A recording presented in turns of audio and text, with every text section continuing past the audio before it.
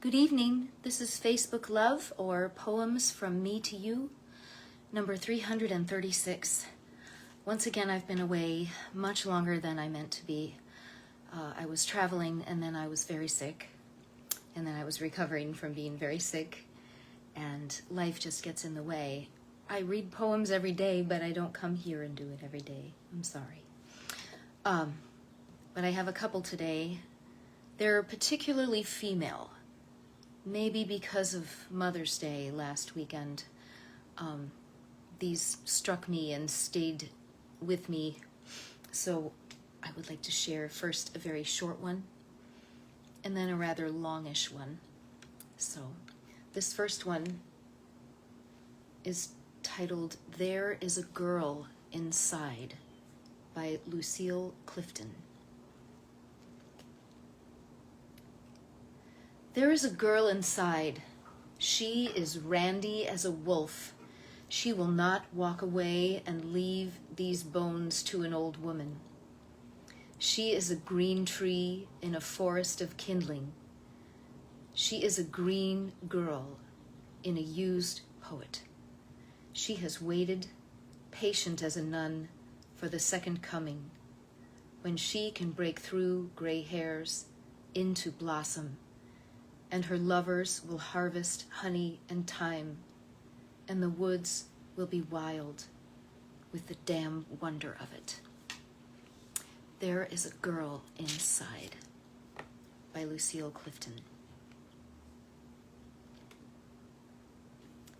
That one has a lot in it, if you listen to it a few times.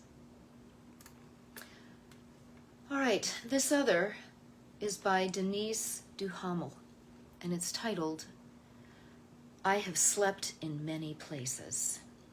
I'm reading off my screen. I'm trying not to turn away from you so much. Okay. I have slept in many places. First in the womb, my own space capsule in my mother's universe, my eyelids sticky with pre-birth, then the incubator and crib, which I didn't recognize as a prison until years later when my sister stood inside it and I, rising from my first big girl bed, unlatched her because she was hungry for breakfast.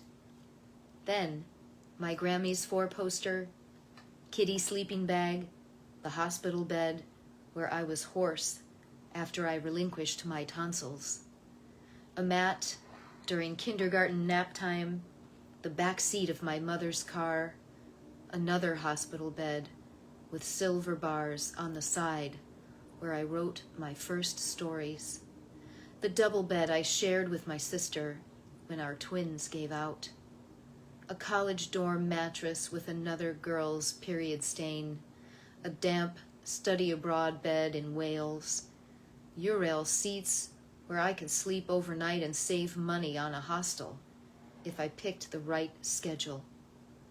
Hostel bunk beds with bathrooms down the hall, a friend's waterbed, another friend's bed on her father's boat.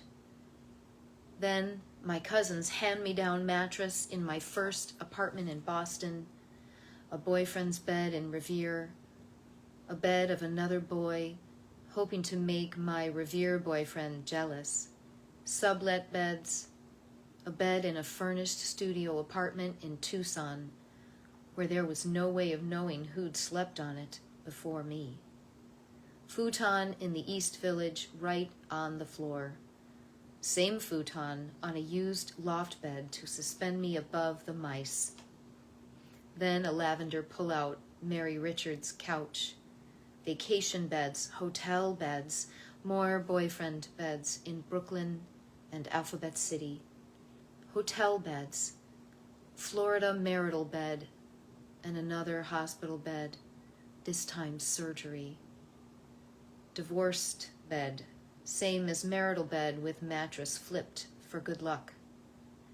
Evacuation beds during hurricanes. My true love's bed with its magic mattress topper. I know I am forgetting so many places. Subways, lounge chairs in the sand, Amtrak seats, movie theaters, hammocks, my niece's college graduation. I had taken a Vicodin.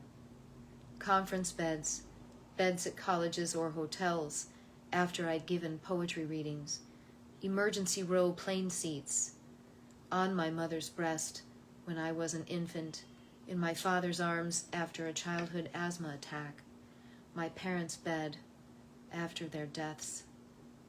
I'm heading for the hard coffin bed myself, my eyes sewn shut against insomnia. I've asked the undertaker to press glow-in-the-dark stars inside the lid. I have slept in many places, by Denise Duhamel.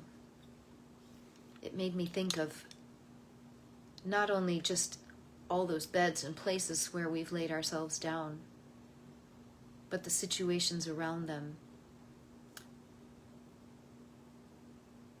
Whenever our lives change, where we sleep, where we put our toothbrush, all of this changes. And I'm not sure if it's mostly Americans, but we're very mobile. So I was just thinking about that. This is Poems from Me to You, number 336. I will come back, and I hope it doesn't take me a month to do it. I'll see you again.